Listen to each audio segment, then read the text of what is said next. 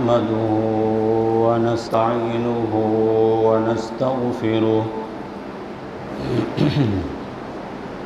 ونستغفره ونؤمن به ونتوكل عليه ونعوذ بالله من شرور أنفسنا ومن سيئات أعمالنا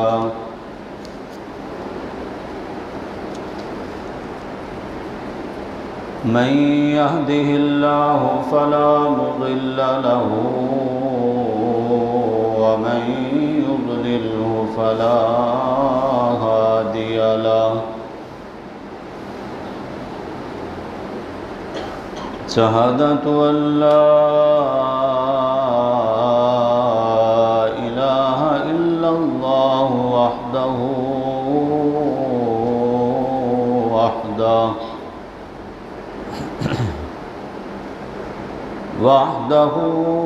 لا شريك له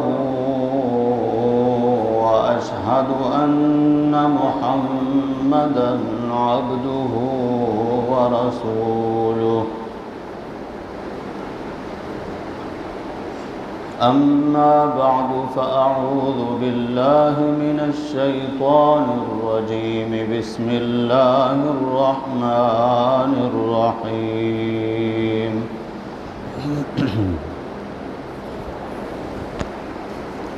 يا أيها الذين آمنوا قوا أنفسكم وأهليكم نارا وقودها الناس والحجارة عليها ملائكة غلاظ شداد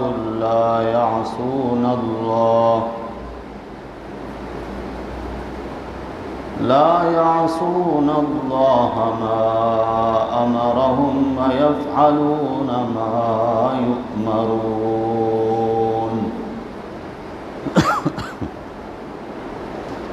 صدق الله وصدق رسوله النبي الأمين الكريم ونحن على ذلك لمن الشاهدين والشاكرين والحمد لله رب العالمين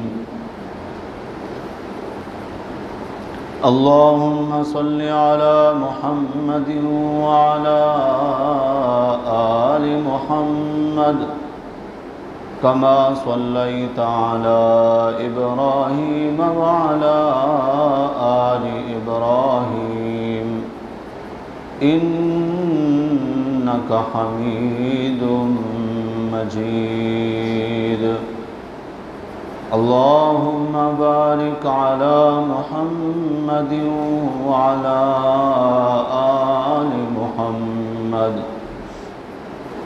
كما باركت على إبراهيم وعلى آل إبراهيم إنك حميد مجيد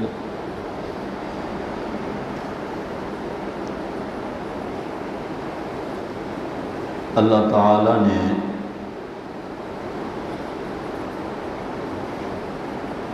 اس امت پر سب سے بڑا احسان یہ فرمایا ہے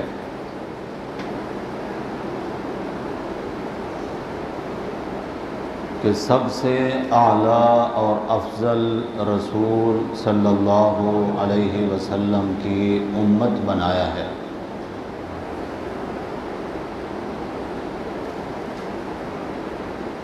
آپ صلی اللہ علیہ وسلم اپنی امت کے لیے جس قدر شفیق اور مہربان ہیں اور کوئی رسول اتنا اپنی امت کے لیے شفیق اور مہربان نہیں ہے۔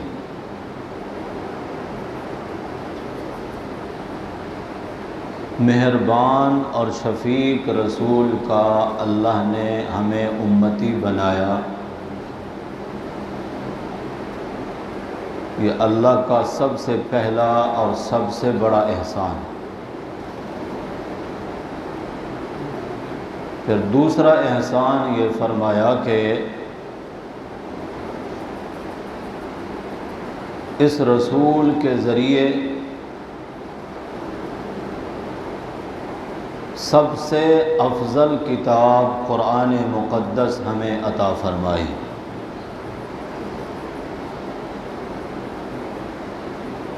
قرآن کا افضل ہونا اس بنا پر ہے کہ یہ قرآن اللہ کا کلام ہے۔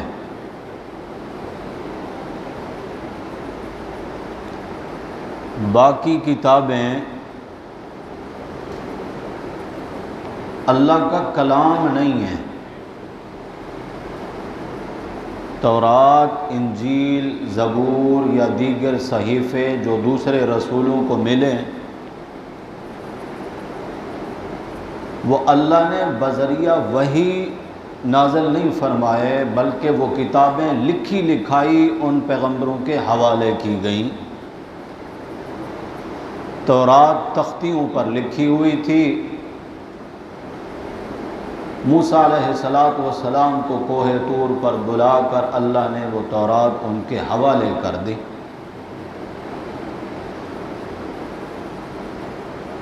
قرآن اس صورت میں نازل نہیں ہوا کہ کتاب کی شکل میں یا تختیوں کی شکل میں یا تحریر کی شکل میں لکھا ہوا ہوتا۔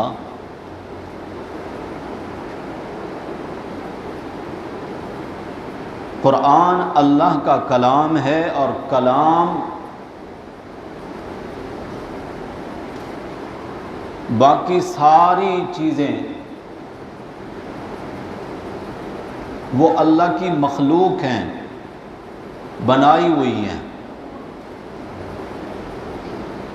آسمان بھی، زمین بھی، سورج، چاند، ستارے بھی، حتیٰ کہ اللہ کا عرش بھی، وہ اللہ کی مخلوق ہیں، بنائی گئی ہیں۔ قرآن کو اللہ نے بنایا نہیں ہے، یہ اللہ کی مخلوق نہیں ہے، بلکہ یہ اللہ کی صفت ہے۔ قرآن افضل اس لیے ہے کہ وہ اللہ کے اندر سے نکل کے آیا، کوئی خارجی اور باہر کی چیز نہیں ہے قرآن۔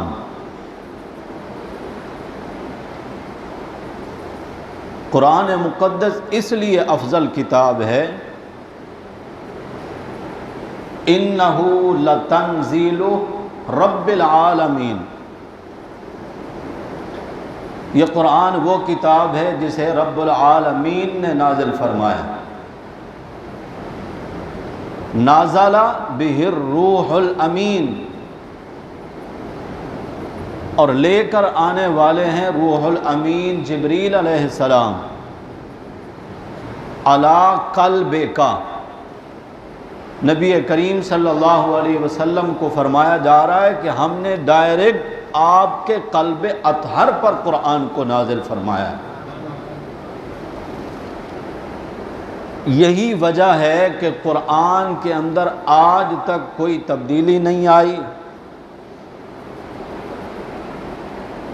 نہ اس کے مضامین میں کوئی اضافہ ہوا نہ کمی ہوئی۔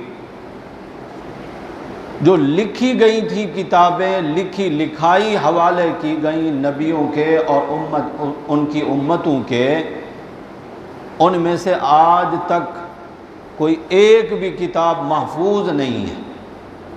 قرآن محفوظ ہی اس لیے ہے کہ ڈائریکٹ اس کو اللہ نے میرے نبی صلی اللہ علیہ وسلم کے قلب اطہر پر نازل فرمایا۔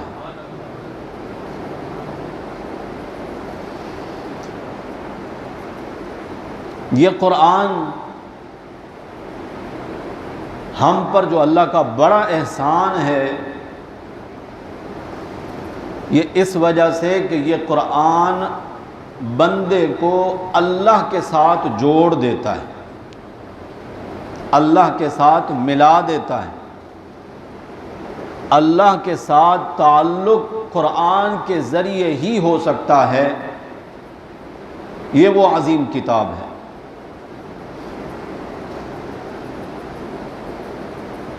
آپ حضرات میں سے اکثر کو یہ آیت یاد ہوگی، امت کے اتحاد کے دعوے دار جو لوگ ہیں وہ بھی اکثر اس آیت کی تلاوت کرتے ہیں۔ وہ علماء ہوں، پروفیسر ہوں، اینکر ہوں، پڑھتے ہیں وہ یہ آیت کہ وَاعْتَصِمُوا بِحَبْلِ اللَّهِ جَمِيعًا وَلَا تَفَرَّقُوا، اللہ کی رسی کو مضبوطی سے پکڑ لو اور فرقوں میں نہ بٹو۔ پڑھتے تو ہیں یہ آیت، دعویٰ بھی ہے ان کا اور دعوت بھی دیتے ہیں کہ اتحاد ہو، اتفاق ہو، فرقوں میں نہ بٹا جائے، مگر یہ کوئی نہیں بتاتا کہ اللہ کی رسی وہ ہے کون سی جس کو اللہ نے مضبوطی کے ساتھ پکڑنے کا حکم فرمایا ہے کہ اللہ کی رسی کو مضبوطی سے پکڑ لو تو پھر تمہارے فرقے ختم ہو جائیں گے، تم سارے کے سارے اس رسی پر جمع ہو جاؤ۔ بتاتے وہ اس لیے نہیں ہیں کہ وہ خود اس دعوے میں چونکہ جھوٹے ہوتے ہیں، اگر وہ بتا دیں تو ان کے اپنے پول کھلتے ہیں اور ان کے اپنے عیب ظاہر ہوتے ہیں کہ دعویٰ کرنے والے، دعوت دینے والے خود اس رسی کو مضبوطی سے پکڑنے کے لیے تیار نہیں ہیں۔ آیت پڑھ دی وَاعْتَصِمُوا بِحَبْلِ اللَّهِ جَمِيعًا وَلَا تَفَرَّقُوا، تو پھر بتاؤ نا لوگوں کو کہ وہ اللہ کی رسی کیا ہے۔ اول سے لے کر آج تک جتنے بھی قرآن کے مفسر گزرے ہیں، جنہوں نے تفسیر کی ہے، آیات کو معنی پہنائے ہیں، آگے امت کی رہنمائی کی ہے، ان تمام مفسرین کا اس بات پر اجماع ہے کہ حبل اللہ اے کتاب اللہ، اللہ کی رسی اللہ کی کتاب ہے۔ چاہتے ہو کہ فرقوں میں نہ بٹیں، فرقہ واریت ختم ہو، سارے لوگ ایک ہی بات پہ جمع ہو جائیں تو اللہ کی کتاب کو مضبوطی سے پکڑنا ہوگا۔ اگر وہ یہ کہہ دیں کہ رسی اللہ کی کتاب ہے، قرآن ہے، تو وہ تو سود کے کاروبار کو جائز سمجھنے والے ہیں، سودی نظام کو چلانے والے ہیں، ٹی وی پر بیٹھ کر بحث و مباحثہ کرنے والے تو اس نظام کی تشہیر کرنے والے ہیں۔ اگر وہ یہ کہہ دیں کہ اللہ کی رسی اللہ کی کتاب ہے تو پھر قرآن کیا کہتا ہے؟ سود کھاؤ۔ قرآن تو کہتا ہے کہ سود چھوڑ دو، اور اللہ کے حکم کے خلاف اگر تم چلتے ہو اور سود نہیں چھوڑتے تو اللہ فرما رہے ہیں فَأْذَنُوا بِحَرْبٍ مِّنَ اللَّهِ وَرَسُولِهِ، تو پھر اللہ اور اس کے رسول کے ساتھ جنگ کرنے کے لیے تیار ہو جاؤ۔ اللہ اکبر! اتنا بڑی سخت وعید کسی بھی گناہ کے بارے میں نہیں آئی ہے۔ ایک طرف تم کہتے ہو کہ فرقہ واریت کو ختم کرو، اللہ کی رسی کو مضبوطی سے پکڑو، اور جس رسی کو مضبوطی سے پکڑنا ہے وہ اللہ کی کتاب ہے، قرآن ہے، اور قرآن تو کہتا ہے کہ سود چھوڑ دو۔ قرآن تو کہتا ہے رشوت کے معاملات نہ کرو۔ قرآن تو کہتا ہے کہ عورتوں کو پردہ کراؤ، ایک طرف تم کہتے ہو اللہ کی رسی کو مضبوطی سے پکڑو۔ اپنے ان عیبوں کو چھپانے کے لیے وہ اگلی بات کی وضاحت نہیں کرتے کہ اللہ کی رسی کیا چیز ہے۔ مسلمانوں کو جان لینا چاہیے اللہ جس رسی کو مضبوطی سے پکڑنے کا حکم فرما رہے ہیں وہ رسی کیا چیز ہے؟ وہ رسی قرآن ہے۔ اور دیکھیں، اوپر اگر چڑھنا ہو، سہارا چاہیے بندے کو، اوپر سے رسی لٹکانے والا رسی لٹکائے، رسی کے ذریعے ہی بندہ اوپر چڑھتا ہے۔ رب تک پہنچنے کے لیے اللہ کی بتائی ہوئی جو رسی ہے وہ یہ قرآن ہے۔ اللہ تک پہنچنا چاہتے ہو، اوپر چڑھنا چاہتے ہو، بلندی چاہتے ہو، تو اللہ فرماتے ہیں میرے قرآن کو پکڑ لو، کیونکہ یہ ایسی رسی ہے جس کا ایک سرا رب کے ہاتھ میں ہے اور دوسرا سرا بندے کے ہاتھ میں۔ قرآن ایسی رسی، اور ظاہر ہے کہ اللہ تک پہنچنے کے لیے سب سے بہترین ذریعہ وہ اللہ کا قرآن ہے، کیونکہ قرآن رب کے قرب کا ذریعہ ہے۔ اللہ سے اللہ کی باتیں اگر کوئی سننا چاہتا ہے، کیا ذریعہ ہے اس کے پاس؟ قرآن۔ قرآن میں کیا ہے؟ ساری میرے اللہ کی باتیں۔ قرآن پڑھنے والا نہیں پڑھتا یا ایھا الذین آمنو، اے ایمان والو، کون کہہ رہا ہے؟ اللہ باتیں کر رہے ہیں ایمان والے سے۔ اور بندہ مومن جس وقت نماز میں کھڑا ہوتا ہے یہ اللہ سے باتیں کر رہا ہوتا ہے، تعریفیں کرتا ہے اللہ کی، آگے جا کر رب سے کہتا ہے ایاک نعبد و ایاک نستعین، میرے اللہ میرا وعدہ ہے تیرے ساتھ، جب تک میرے جسم میں جان ہے عبادتیں بھی تیری ہی کروں گا، مدد کی ضرورت ہوگی تو صرف تجھ ہی سے مدد مانگوں گا۔ قرآن میں اللہ اپنے بندے سے باتیں کرتے ہیں، مگر وہ کان ہونے چاہیے سننے والے جو رب کی باتیں سن سکیں۔ قرآن رب تک پہنچنے کا ذریعہ ہے۔ اللہ ہمیں نظر نہیں آتے، کلام کرنے والا اپنے کلام میں چھپا ہوتا ہے۔ کوئی اگر اللہ سے ملنا چاہتا ہے تو وہ اللہ کے کلام کے ذریعے اللہ سے مل سکتا ہے، اللہ سے ملاقات ہو سکتی ہے، اللہ سے باتیں ہو سکتی ہیں، اللہ کی باتیں سنی جا سکتی ہیں قرآن کے ذریعے۔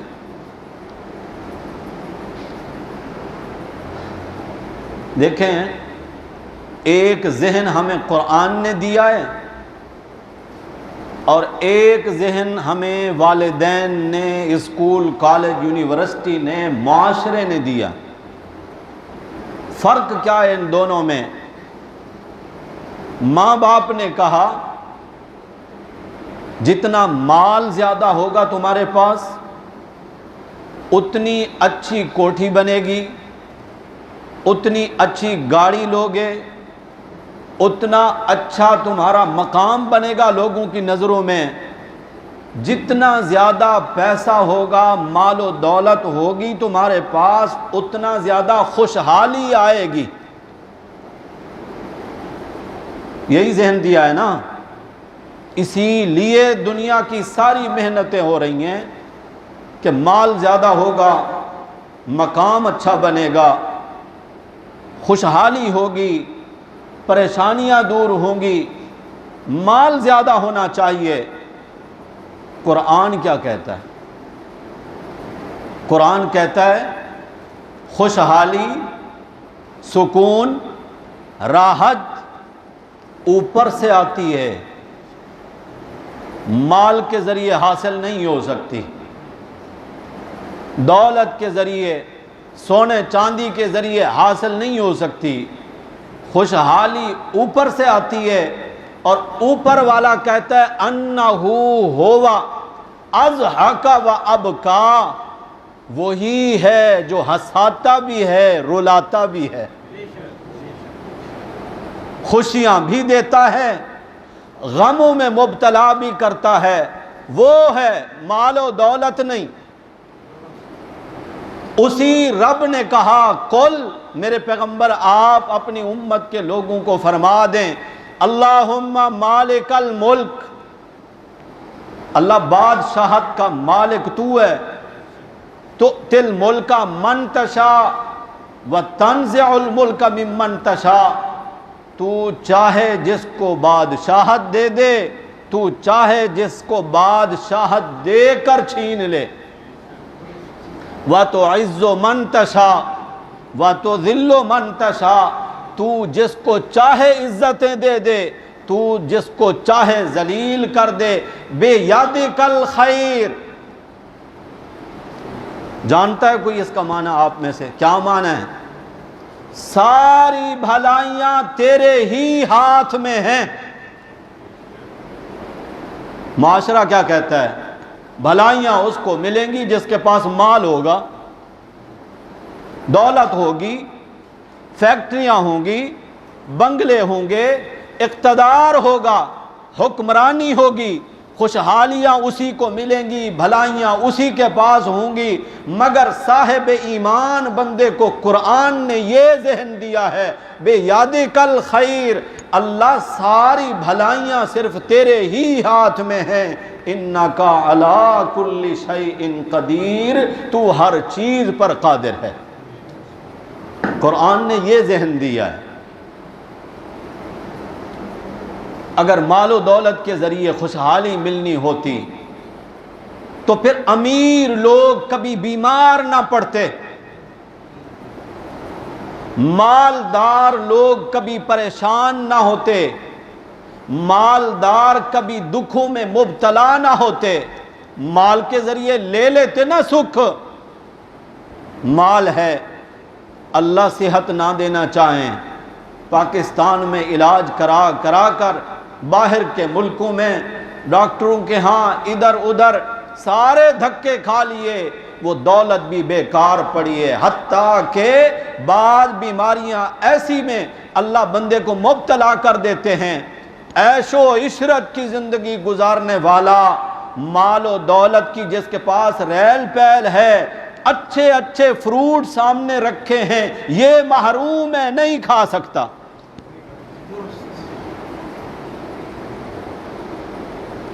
تو قرآن کا دیا ہوا ذہن کتنا بہترین ہے۔ خوشحالی کس کے ہاتھ میں ہے؟ بھلائیاں کس کے ہاتھ میں ہیں؟ مال و دولت سے خوشحالی نہیں آتی۔ اگر بندہ مومن کا یہ ذہن بن جائے، بتائیے ایمان سے حرام کے ذریعے دولت کمائے گا؟ آج جو حلال حرام کی تمیز کیے بغیر ہر بندہ اس فکر میں ہے کہ 99 کو 100 کیسے کرنا ہے۔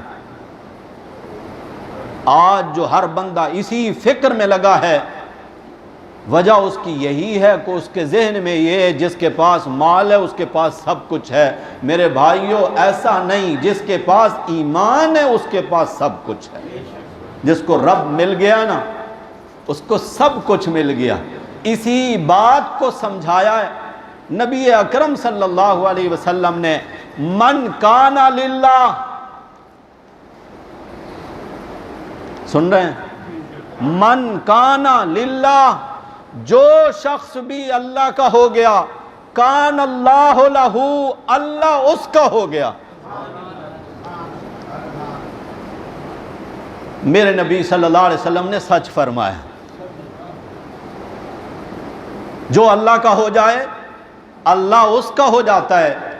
جس کو اللہ مل جائے، کوئی خزانہ پھر ایسا ہے جو اس کو نہ ملے؟ ایک افسر کے ساتھ اچھے تعلقات ہو جائیں، بندہ چوڑا ہو جاتا ہے، مشکل وقت میں یہ میرے کام آئے گا۔ کسی صاحب اقتدار حکمران کے ساتھ سلام دعا ہو جائے، فخر کرتا ہے جس کو رب مل جائے، رب کی رحمتیں بھی اسی کے لیے، اللہ کے سارے خزانے بھی اسی کے لیے، اللہ کی عنایات اور مہربانیاں بھی اسی کے لیے۔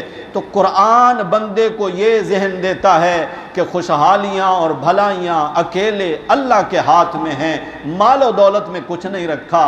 اسی لیے میں گزشتہ خطبات میں یہ بات کہتا چلا آ رہا ہوں کہ بھائیو، اپنی اولاد کی تربیت کرو شریعت کے مطابق، اپنی اولاد کی تربیت کرو قرآن و سنت کے مطابق، اپنی اولاد کی تعلیم و تربیت کی فکر کرو دین کے مطابق، تب جا کے ہمارے معاشرے میں سدھار آئے گا، پھر بہتری آئے گی۔ پھر انسان جو کہتا ہے کہ سب کچھ بندہ اپنی اولاد کے لیے تو کرتا ہے، سب کچھ آپ نے کر دیا، اگر اولاد کو دین نہیں دے سکے، مت سوچیے آپ نے اپنی اولاد کی بھلائی کی فکر کی ہے، آپ نے کوئی فکر نہیں کی اس کی۔ دین کی فکر کرو اپنی اولاد کی۔ آج کل تو ترقی کا دور ہے، کتابیں لکھی گئی ہیں، بعض کتابیں میرے نبی صلی اللہ علیہ وسلم کی سیرت طیبہ کی صرف بچوں کے لیے لکھی گئی ہیں۔ اگر آپ بچوں کو اللہ کے رسول صلی اللہ علیہ وسلم کی سیرت پڑھانا، سکھانا، بتانا چاہتے ہیں، آپ کو کتابیں مل جاتی ہیں آسانی کے ساتھ۔ اور ماحول بنائیے گھر کا، اپنے ہاتھ میں ہے۔ 10 منٹ آپ اپنے گھر میں بیٹھ کر گھر والوں کے سامنے، اپنے بچوں کے سامنے پیارے نبی صلی اللہ علیہ وسلم کی سیرت کو بیان کریں، پھر دیکھیں گھر کے اندر کیسے ماحول میں سدھار آتا۔ اللہ نے ایسے نہیں قسم کھا کے فرما دیا لَقَدْ كَانَ لَكُمْ فِي رَسُولِ اللَّهِ أُسْوَةٌ حَسَنَةٌ، مجھے اپنے رب ہونے کی قسم، میرے بندو، میرے رسول صلی اللہ علیہ وسلم کی ساری زندگی تمہارے لیے بہترین نمونہ ہے۔ وہ بچپن ہو، لڑکپن ہو، جوانی ہو، بڑھاپا ہو، تجارت ہو، معاشرت ہو، معیشت ہو، شادی ہو، غمی ہو، کچھ بھی ہو، ہر چیز کا سیمپل اور نمونہ اگر دیکھنا چاہتے ہو تو اپنے رسول صلی اللہ علیہ وسلم کی مبارک زندگی کو دیکھ لو۔ تو ضرورت ہے اس بات کی کہ حضور اکرم صلی اللہ علیہ وسلم کی مبارک سیرت خود بھی پڑھیں، بچوں کو بھی پڑھ کر سنائیں، پڑھوائیں۔ یہ کتابیں ہر گھر میں موجود ہونی چاہیے، اور ایسی تربیت کی جائے کہ وہ وقت نکال کر گھر کے افراد ان کتابوں کا مطالعہ کریں۔ اللہ ہم سب کو توفیق دے۔ ایک آسان سی عام فہم سی کتاب ہے، ویسے تو سیرت النبی علامہ شبلی نعمانی رحمۃ اللہ علیہ نے لکھی ہے نبی کریم صلی اللہ علیہ وسلم کی سیرت پر، اور کمال لکھی ہے انہوں نے۔ حضور اکرم صلی اللہ علیہ وسلم کی ساری زندگی کا، آپ کی ساری سیرت کا احاطہ کرنے کی کوشش کی ہے علامہ شبلی نعمانی نے۔ آپ اس کتاب کا مطالعہ کریں، علماء محتاج ہیں اس کتاب کے، اس کا مطالعہ کرتے ہیں، اس میں سے موتی چنتے ہیں، میرے نبی صلی اللہ علیہ وسلم کی خوبصورت زندگی کے موتی۔ اور اسی طرح عام فہم مختصر، آپ مشہور بزرگ عارف باللہ علامہ ڈاکٹر عبدالحی عارفی رحمۃ اللہ علیہ، ان کی کتاب ہے اسوہ رسول اکرم صلی اللہ علیہ وسلم۔ کاغذ قلم پہ اگر یہ نام نہ لکھ سکو تو دل پہ لکھ لو، اسوہ رسول اکرم صلی اللہ علیہ وسلم، یہ کتاب کا نام ہے۔ یہ کتاب آپ لیں، آپ کو حضور اکرم صلی اللہ علیہ وسلم کی ساری زندگی مختصر انداز میں پڑھنے کا موقع ملے گا، بچوں کو پڑھوائیں۔ آج ہمارے گھروں کی جو کیفیت ہے ہم سب اس سے بخوبی واقف ہیں، کیا علماء اور کیا غیر علماء، کیا داڑھی والے کیا بغیر داڑھی والے، پگڑیوں والے یا ننگے سر پھرنے والے، سب کے گھروں کی جو کیفیت ہے ہم اچھی طرح جانتے ہیں۔ جو فتنہ ہمارے ہاں داخل کر دیا گیا، کیا نام ہے اس کا؟ موبائل۔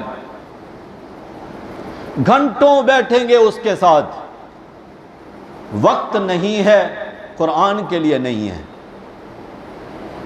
کتنے مسلمان ہیں مہینوں گزر جاتے ہیں قرآن کھول کر دیکھنے کی توفیق نہیں ہوتی۔ ایک بزرگ، ان کے ماننے والے، محبت کرنے والے، چاہنے والے، انہوں نے دعوت کی، ان کو اپنے گھر میں کھانے پر بلایا۔ صاحب خانہ اپنے کام میں مصروف ہو گئے، وہاں پر کچھ رقم پڑی ہوئی تھی گھر والوں کی۔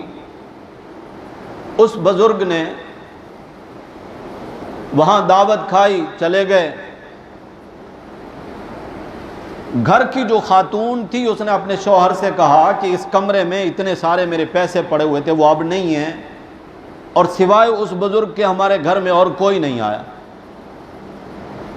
اب ہمت بھی نہیں ہو رہی کہ ان سے کیسے پوچھیں، کس طرح بات کریں، اعتماد بھی ہے، وہ اللہ والے ہیں، تعلق بھی ہے ان سے، نہیں پوچھتے تو فکر مند ہیں کہ پھر وہ رقم گئی کہاں۔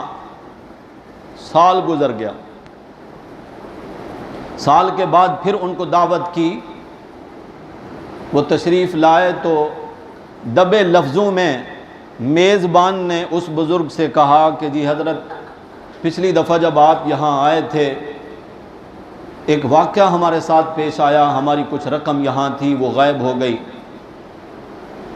تو اس بزرگ نے کہا کہ مجھے افسوس ہے، اس بات کا تو کوئی افسوس نہیں کہ پورا سال آپ لوگ اس رقم کے لیے پریشان رہے، مجھے کوئی افسوس نہیں۔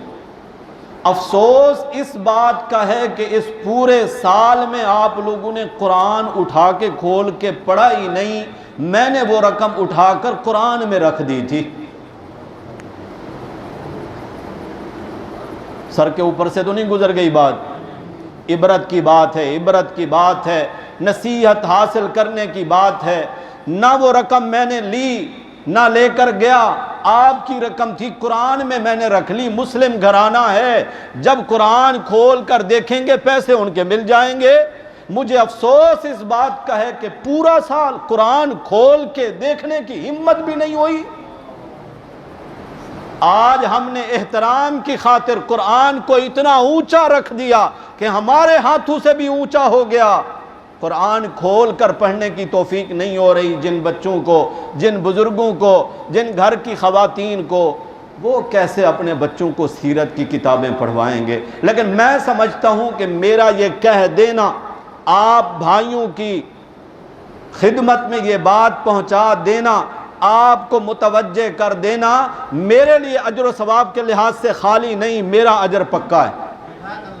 اور میں اللہ کی رحمت سے امید رکھتا ہوں، آپ بھائیوں سے اچھا گمان رکھتا ہوں کہ آپ میری اس بات کو ہلکا نہیں لیں گے، توجہ کریں گے، گھر کا ماحول بنائیں، پیارے نبی صلی اللہ علیہ وسلم کی سیرت، خواتین کو میرے نبی صلی اللہ علیہ وسلم کی ازواج مطہرات کی سیرت، میرے نبی صلی اللہ علیہ وسلم کی بیٹیوں کی، بنات کی سیرت، ان کو کتاب، یہ ساری کتابیں آسانی کے ساتھ آپ کو مل جائیں گی، عام فہم کتابیں۔ گھر والوں کو آپ پڑھوائیں، پھر دیکھیں گھر میں خیر و برکت کیسے آتی ہے، بچے احترام کیسے کرتے ہیں، نبی کی سیرت کو سیکھتے کیسے ہیں۔ کچھ واقعات پچھلے جمعہ، اس سے پچھلے جمعہ میں نے احادیث کی روشنی میں آپ حضرات کو سنائے ہیں۔ انشاءاللہ آپ اس چیز کو اگر اپنے گھر میں لے آئیں گے تو پھر خوشحالیاں بھی آپ کے گھر میں ضرور آئیں گی۔ تعلیم کی کمی نہیں ہے آج کے دور میں، تعلیم تو عام ہے، بلکہ اگر میں یہ جملہ کہوں تو کسی کو برا نہیں لگے گا تعلیم تو بک رہی ہے یا نہیں؟ تعلیم تو بک رہی ہے، تعلیم تو عام ہے، ضرورت تربیت کی ہے، تربیت نہیں ہے۔ تعلیم ہے، پڑھے لکھے ہیں، پڑھے لکھوں کا تماشا نہیں دیکھا اسمبلی میں؟ جی نہیں سنی ان کے منہ سے بکواسات؟ وہ آکسفورڈ یونیورسٹی سے پڑھے ہوئے بیرسٹر اور پتہ نہیں کون کون سی ڈگریاں لے کر، جن کو آپ نے چنا، ووٹ کے ذریعے اپنا رہنما تصور کیا، کیا دنیا نے وہ تماشا نہیں دیکھا ہوگا؟ اسلامی جمہوریہ پاکستان کا اعلیٰ فورم پارلیمنٹ میں بازاری زبان استعمال کر کے ماں بہن کی گالیاں بکنے والے، یہی ہمارے رہنما ہیں، یہی ہمارے ہیرو ہیں، یہ قوم کے خیر خواہ ہیں؟ جو انہوں نے نقشہ پیش کیا ہے، کیا یہی مسلمانوں کا نقشہ ہے؟ تربیت کی ضرورت ہے میرے بھائیو، تعلیم عام ہے۔ حضور اکرم صلی اللہ علیہ وسلم کی حدیث سنیے، اللہ کے رسول صلی اللہ علیہ وسلم فرماتے کل مولود یولد علی الفطرہ، ہر پیدا ہونے والا بچہ فطرت اسلام پہ پیدا ہوتا ہے، چاہے ہندو کے گھر میں پیدا ہو چاہے یہودی کے گھر میں۔ میرے نبی صلی اللہ علیہ وسلم نے وضاحت فرمائی فَأَبَوَاهُ أَوْ يُهَوِّدَانِهِ أَوْ يُنَصِّرَانِهِ أَوْ يُمَجِّسَانِهِ أَوْ كَمَا قَالَ رسول اللہ صلی اللہ علیہ وسلم۔ حضور اکرم صلی اللہ علیہ وسلم فرماتے ہیں ہر بچہ فطرت اسلام پہ پیدا ہوتا ہے، لیکن جس طرح کا اس کو گھر کا ماحول میسر آتا ہے، ماں باپ یہودی ہوتے ہیں تو وہ پھر یہودی بنتا ہے، ماں باپ ہندو ہوتے ہیں تو پھر وہ ہندو بنتا ہے، ماں باپ اگر عیسائی ہیں تو وہ عیسائی بنتا ہے، ماں باپ اگر مجوسی ہیں تو پھر وہ مجوسی بنتا ہے، سکھ ہیں تو پھر وہ سکھ بنتا ہے۔ اس حدیث سے اتنا بات تو پتہ چلی نا کہ ماں باپ کو دیکھ کر بچہ رنگ پکڑتا ہے اور اس پہ وہی ٹھپا لگتا ہے جو گھر کا ماحول ہوتا ہے۔ تو کیا خیال ہے ماں باپ نمازی ہوں اولاد نمازی نہیں ہوگی؟ ماں باپ حلال کھانے والے، حلال کی فکر کرنے والے ہوں، اولاد حرام کی طرف جا ہی نہیں سکتی۔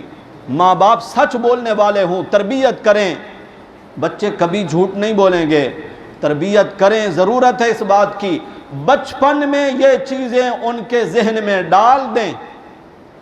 اور جتنی تربیت اولاد کی والدین میں سے ماں کرتی ہے، اتنا تربیت باپ نہیں کرتا۔ توجہ سے سنیے گا میری گفتگو کو، میں اپنا درد دل آپ کے سامنے رکھ رہا ہوں۔ اور ماں کو تو گھر سے نکال دیا ہے، کس نام پہ؟ کہ عورت تو گھر میں قید ہے۔ آزادی کہاں ہے؟ دفتر میں،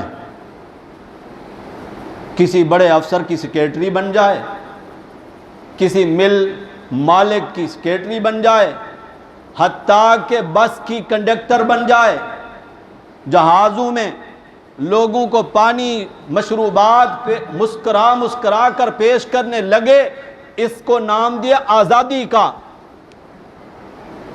کڑوی تو نہیں ہوگی بات؟ گھر میں بابا کے سامنے پانی پیش کرے تو یہ قید ہے، بھائی کے لیے چائے بنا دے تو یہ قید ہے، بس میں کھڑی ہو کر ایک ایک کے سامنے مسکرا کر مشروبات پیش کرے تو یہ آزادی ہے، اور وہ خوش ہو رہی ہے۔ مرتبہ کیا ملا اس کو؟ بس کی کنڈکٹر بن گئی۔ یہ ایک عمومی بات کر رہا ہوں، بعض خاص حالات ہوتے ہیں وہ مجبوری کے، اس کو آپ استثناء کر دیں۔ ماں گھر میں ہی رہ کر تربیت کر سکتی ہے بچے کی۔ ماں اگر گھر سے باہر چلی گئی کمانے کے لیے، اور حقیقت یہ ہے کہ یہ کمانے والا منصب عورت کا ہے ہی نہیں، 5واں پارہ 2 صفحہ بات پھر وہی قرآن کی آ گئی ہے۔ قرآن ایک ذہن دیتا ہے، ایک ذہن معاشرہ دیتا ہے۔ قرآن کہتا ہے الرجال قوامون علی النساء بما فضل اللہ بعضهم علی بعض وبما انفقوا من اموالہم۔ اللہ نے مرد کو حاکم بنایا ہے عورتوں پر، کس بنا پر؟ کہ مال کما کر لانے والا مرد ہے، اخراجات کس کے ذمہ ہیں؟ مرد کے۔ اور عورت کے ذمہ کیا ہے؟ گھر کے برتن دھونا، کپڑے دھونا، کھانا بنانا، یہ بھی عورت کی ذمہ داری نہیں ہے۔ اب آپ کہو گے کہ اس سے تو عورتوں کو شہ ملے گی، عورتیں بھی سنیں گی، سوشل میڈیا کا دور ہے، فیس بک پر یہ بیان ہوگا، عورتیں بھی سنیں گی، مگر حقیقت یہی ہے، یہ ان کی ذمہ داری نہیں ہے، مرد پر یہ ان کا احسان ہے اگر وہ گھر کے یہ کام کر رہی ہیں۔ ذمہ داری ان کی کیا ہے؟ بچے پالنا اور ان کی تربیت کرنا، یہ عورت کی ذمہ داری ہے۔ تو جہاں سے بات شروع کی تھی میں نے 3-4 ہفتے پہلے،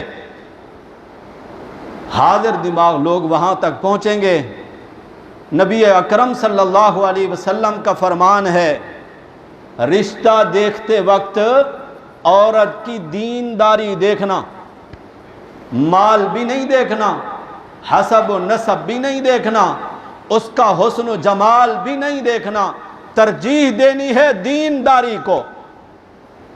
کیوں آ کے روتے ہو پھر؟ سسر آ کے روتا ہے، بہو عزت نہیں کرتی، بات نہیں سنتی، گھر میں ہمارا رہنا اس کو اچھا نہیں لگتا، ہم کہاں جائیں بڑھاپے کی اس عمر میں؟ قسم کھا کے بتاؤ، جس وقت بیٹے کی شادی کرنے لگے تھے، رشتہ تلاش کر رہے تھے، اس وقت اللہ کے رسول صلی اللہ علیہ وسلم کی اس مبارک حدیث پر، فرمان پہ کتنا عمل کیا تھا؟ دینداری کی بنیاد پر بہو ڈھونڈ کر لائے تھے؟ اگر ایسا نہیں کیا تو اب کیوں روتے ہو؟ حضور اکرم صلی اللہ علیہ وسلم اپنی امت کے لیے مہربان شفیق نبی، اور اتنا مہربان کہ اتنا کوئی نبی اپنی امت کے لیے مہربان نہیں ہے۔ اس مہربان نبی صلی اللہ علیہ وسلم نے حکم دیا ہے، عورت سے رشتہ کرتے وقت اس کی دینداری کو ترجیح دینا۔ اور دیندار ماں اپنے بچے کی کیسی تربیت کر سکتی ہے، یہ وہی لوگ جان سکتے ہیں جن کا دیندار عورت کے ساتھ واسطہ۔ میں نے مکمل ناظرہ قرآن پاک اپنی اماں سے پڑھا، میرے والد محترم بھی عالم تھے، وہ بھی دنیا کو قرآن پڑھاتے تھے، مگر مجھے میری ماں نے قرآن پڑھایا۔ وہ اس حد تک پڑھی ہوئی تھی نا قرآن کی، کیا کلمے اور کیا دعائیں، اور یہ ساری تربیت بہت چھوٹی عمر میں ہم نے اپنی ماں سے سیکھی ہے، ماں سے سنا ہے۔ جہاں کوئی غلط بات ہوتی تو فوراً ٹوکتی کہ یوں نہیں کرو۔ بچہ ہوتا ہے نا، بعض دفعہ سوال کرتے کیوں نہیں کروں؟ گناہ ہوتا ہے، ایسا کرنے سے گناہ ہوتا ہے، نہیں کرتے، تاکہ بچپن سے ہی بچے کے ذہن میں اللہ کی نافرمانی، گناہ سے بچنا، یہ چیز اس کے ذہن میں بیٹھ جائے۔ اور یہ حضور اکرم صلی اللہ علیہ وسلم کی مبارک سنت ہے۔ افسوس کہ آج کے معاشرے نے عورت کو ایک بیکار چیز بنا دیا۔ یہ تو بڑے کام کی چیز ہے، عورت کی کوکھ سے ہی تو نبیوں نے جنم لیا ہے نا، عورت کا دودھ پی کر ہی تو نبی ہوئے ہیں نا، ولی ہوئے ہیں، صحابہ ہوئے ہیں، بزرگ ہوئے ہیں۔ وہ بھی تو عورتیں ہی تھیں جن کو میرے اللہ نے خطاب کر کے 22ویں پارے کی دوسری لائن میں اللہ کہتے ہیں یا نساء النبی، اے میرے نبی کی عورتوں، لستن کا احد من النساء۔ یہ آیت میں نے کہاں بتائی ہے، کہاں ہے؟ 22واں پارہ جہاں سے شروع ہو رہا ہے دوسری لائن میں۔ میرے نبی کی بیویوں، ساری کائنات کی عورتوں میں تمہاری جیسی عورت تو کوئی ہے ہی نہیں۔ زندگی باقی تو اس موضوع کو آگے بڑھائیں گے۔ اللہ ہم سب کو قرآن و سنت کے مطابق زندگی گزارنے کی اور نبی اکرم صلی اللہ علیہ وسلم کی مبارک سیرت اپنانے کی اللہ ہم سب کو توفیق عطا فرمائے۔ آخر دعوانا الحمدللہ رب العالمین۔